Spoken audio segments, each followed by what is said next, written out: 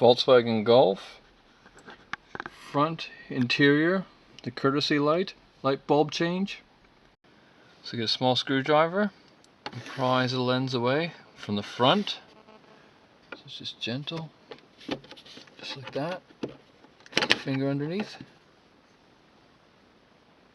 And you can see there's just 2 tabs there.